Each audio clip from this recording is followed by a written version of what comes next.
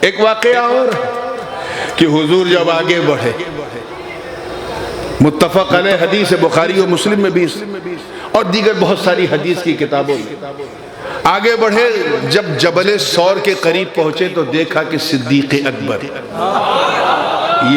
غار مصطفیٰ یار مصطفیٰ استقبال کر رہے ہیں۔ میں 8-10 حدیثوں کو اکٹھا کر کے ایک مضمون واقعہ پیش کر رہا ہوں تاکہ آپ کو to let you understand۔ سرکار کے قدمین شریفین میں نالین نہیں تھے، جوتا نہیں پہنا تھا حضور نے، تو اثر کیا ہوا کہ جب پتھروں پہ پاؤں رکھ رہے تھے تو پتھر پہ پاؤں کے نشان پڑ رہے تھے۔ حضرت صدیق نے دیکھا تو کہا حضور یہ کیا؟ آپ کے قدموں کے نشان پتھر پہ پڑ رہے، پیچھے کافر کی ٹولی پیچھا کر رہی ہے۔ سرکار اگر آپ اجازت دیں تو میں آپ کو اپنے کاندھے پہ اٹھا لوں، اپنے کاندھے پہ اٹھا لوں۔ حضور نے منع نہیں کیا، کہا ٹھیک ہے اٹھا لو۔ ایک مقام اور تھا جب حضور نے منع کیا تھا، اور وہ بھی حدیث ہے، فتح مکہ کے موقع پہ جب اعلان ہو گیا اور انتم الطلقاء کی بشارت حضور نے دے دی اور پورا مکہ کیپچرڈ ہو گیا مسلمانوں کے ہاتھ میں، تو حضور نے علی کا ہاتھ پکڑا اور کہا اے علی چلو تمہاری جنم بھومی دیکھتے ہیں، کعبے کے اندر چلو۔ اندر 360 تھے، کیا تھے؟ بت تھے، چلو ایک ایک کو ختم کرتے ہیں۔ اب یہاں توحید کا نغمہ سنائی دے گا۔ دونوں مل کے جتنے بھی بت تھے ٹھکا ٹھک ٹھکا ٹھک ٹھکا ٹھک سب کو ختم کر دیا۔ ایک بت ذرا اوپر تھا، حضور نے بھی ٹرائی کیا، وہاں تک نہیں پہنچے۔ مولا علی اور قد کم تھا، وہ بھی وہاں تک نہیں پہنچے، تو مولا علی نے عرض کیا حضور اگر آپ اجازت دیں تو میں آپ کو اپنے کاندھے پہ اٹھا لوں۔ ایک واقعہ ابو بکر کے ساتھ، ایک واقعہ علی کے ساتھ۔ حضور اجازت دیں تو اٹھا لوں۔ حضور نے منع کر دیا، نہیں علی نہیں، تم نہیں اٹھاؤ گے، میں تمہیں اٹھاؤں گا۔ علی کی قسمت کو کروڑوں سلام۔ الامر فوق الادب، حضور کا حکم تھا، علی کچھ کر نہیں سکتے تھے، حکم مان لیا، آدیش مان لیا، نبی نے علی کو اٹھا لیا۔ توجہ چاہوں گا، نبی نے علی کو اٹھا لیا، اور یہ منظر دیکھ کر تمام غلامان حیدر جھوم اٹھے اور سب نے کہا اے علی تیرے مقدر کو سلام۔ ہم سمجھ گئے جس علی کو نبی نے اٹھایا ہو کسی میں اتنی مجال نہیں کہ اس علی کو گرا سکے۔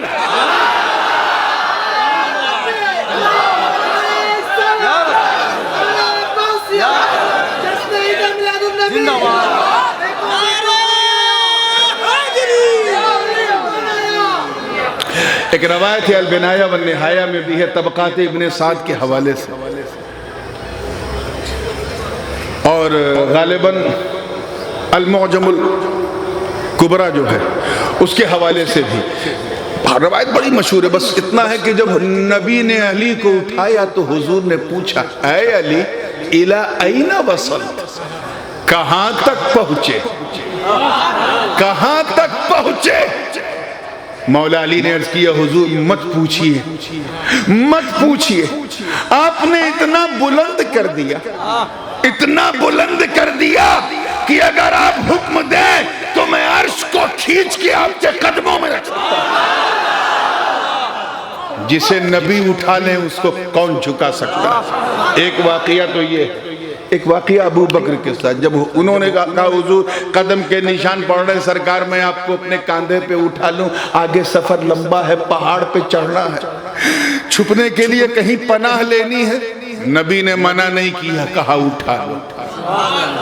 صدیق اکبر کی عظمت پر میرے ماں باپ قربان، ہر سید قربان، صدیق نے اپنے پیارے آقا کو اٹھا لیا۔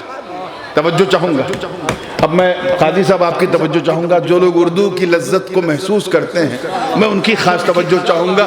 حضرت ابو بکر نے حضور صلی اللہ علیہ وسلم کو زور سے بولو اٹھا لیا، زور سے بولو اب توجہ، اس منظر کو دیکھ کر تمام غلامان ابو بکر جھوم اٹھے اور سب نے کہا ہے ابو بکر تیرے مقدر کو سلام، تیری قسمت کو سلام۔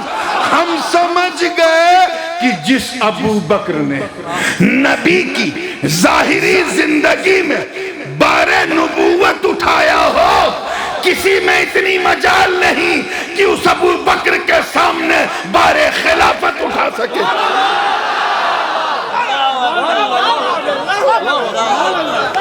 کچھ سمجھے کچھ نہیں، لیکن جو نہیں سمجھے میں انہیں معاف کرتا ہوں۔ اور آگے چلیے، چلتے چلتے میں ایک ماں بھی اپنے بچے کو گود میں لے کر ایک تلہ دو تلہ اس کے بعد کہتی ہے اے اللہ،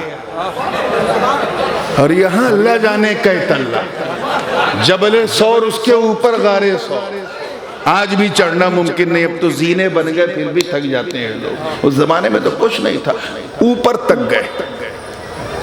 إِلَّا تَنْصُرُوهُ فَقَدْ نَصَرَهُ اللَّهُ إِذْ أَخْرَجَهُ الَّذِينَ كَفَرُوا ثَانِيَ اثْنَيْنِ إِذْ هُمَا فِي الْغَارِ۔ تفصیل میں جانے کا موقع نہیں، جب غار کے غار سمجھے گفا کیا کہتے ہیں؟ ہاں میں کوشش کرتا ہوں کہ بنگلہ کے لفظ لاؤں، گفا، جب گفا کے قریب پہنچے تو it was very horrible، بڑی ڈراؤنی تھی، بھیانک تھی، بھیاوہ تھی، ڈراؤنی تھی، گندی بھی تھی، باس بھی آ رہی تھی، اندھیرا بھی تھا۔ آج کا اگر مرید ہوتا اپنے پیر کے ساتھ تو کہتا ہے اے پیر صاحب پہلے آپ تاکہ کچھ گڑبڑ سڑبڑ ہو تو آپ جھیلو، ہے کہ نہیں؟ پرتھم آپ۔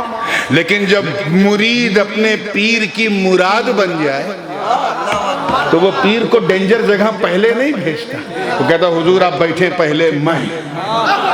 صدیق نے یہی کیا، اندر اجازت مانگی، حضور آپ اجازت دیں پہلے میں جاؤں، یہ گفا جو ہے آپ کے قابل بنا تو دوں، آپ کے لائق ہو جائے پھر آپ آئیے گا، ابھی تو بہت گندی ہے۔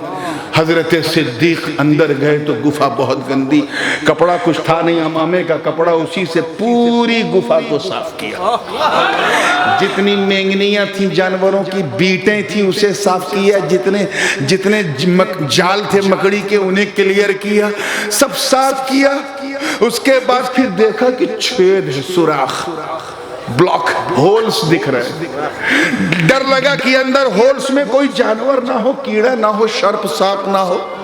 صدیق اکبر نے کپڑا اسی کو پھاڑ پھاڑ کے سارے ہول بند کیے، سارے سوراخ بند کیے، اور جب کپڑا ختم ہو گیا تو ایک ہول باقی تھا، میرے ابو بکر نے اس پر اپنا پاؤں رکھ دیا، چورن رکھ دیا، اور اندر بیٹھے بیٹھے آواز دی حضور آ جائیے، سرکار آ جائیے، یہ غار آپ کے لائق ہو گئی، گفا آپ کے قابل ہو گیا۔ اچھا ایک بات بتاؤ پوری ایمانداری سے، اس پورے مجمع میں کتنے لوگ ایسے ہیں جو اپنے دل کے اندر حضور نبی کریم صلی اللہ علیہ وسلم کو بلانا چاہتے ہیں؟ ہاتھ اٹھا کے بتاؤ۔ شعبہ الحمدللہ، سب چاہتے ہیں، گرا لو، سب چاہتے ہیں کہ حضور اندر آ جائیں، زور سے بولو۔ تو پھر ایک کام کرو، پہلے ابو بکر صدیق کو بلاؤ تو صحیح۔ ارے جب وہ تیرے دل کے اندر جائیں گے تو بدعقیدگی کی جتنی گندگی ہے اسے صاف کریں گے، تفضیلیت کے جتنے سوراخ ہیں اسے بند کریں گے، بے حیائی اور شتموں سب صحابہ کے جتنی بھی بیٹیں ہیں انہیں صاف کریں گے، توہین صحابہ کے جتنے جال ہیں انہیں کلیئر کریں گے، اور جب تیرا سینہ پاک ہو جائے گا تو تجھے نہیں بلانا پڑے گا، اندر سے ابو بکر کہیں گے آقا آ جائیے، مومن کا سینہ پاک ہو گیا۔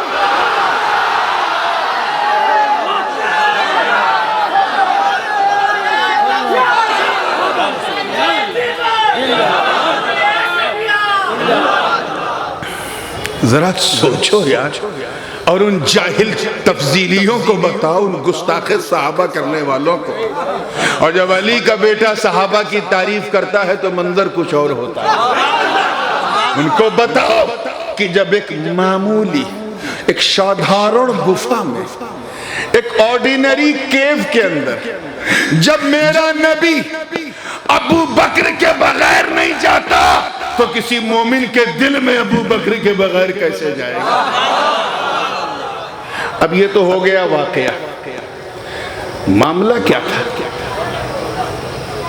کہ جس ہول کے اوپر صدیق اکبر کا پاؤں تھا اس کے اندر ایک ناگ تھا، سانپ تھا، سرپ تھا. کیا کہتے ہیں آپ؟ سانپ کہتے ہیں. ماشاءاللہ. ہمارے ہاں اپنی پوربی میں پھٹارا بھی کہہ دیتے ہیں اس کو. بہت خطرناک والا. شاید اسی لیے تھا کہ ایک دن یہاں روخ والضحیٰ والے مصطفیٰ آئیں گے، میں ان کا دورشن کروں گا. اسے یہ نہیں پتا تھا کہ اس سے بڑا عاشق پاؤں رکھ دے گا. اچھا، عاشق عاشق کی خوشبو کو پہچانتا ہے.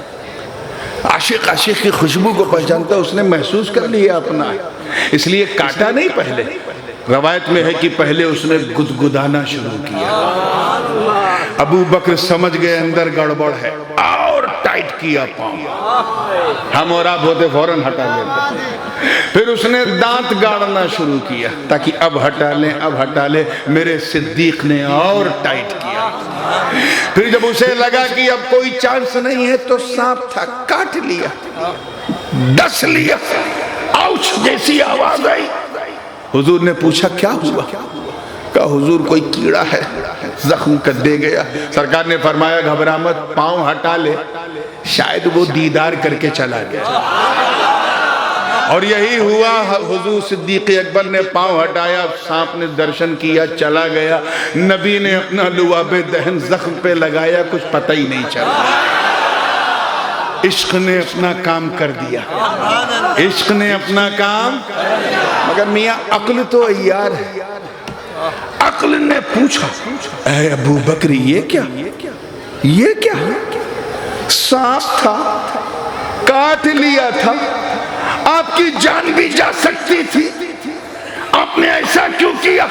تو عشق ابو بکر نے جواب دیا نادان، تو جان کی بات کہہ رہا ہے؟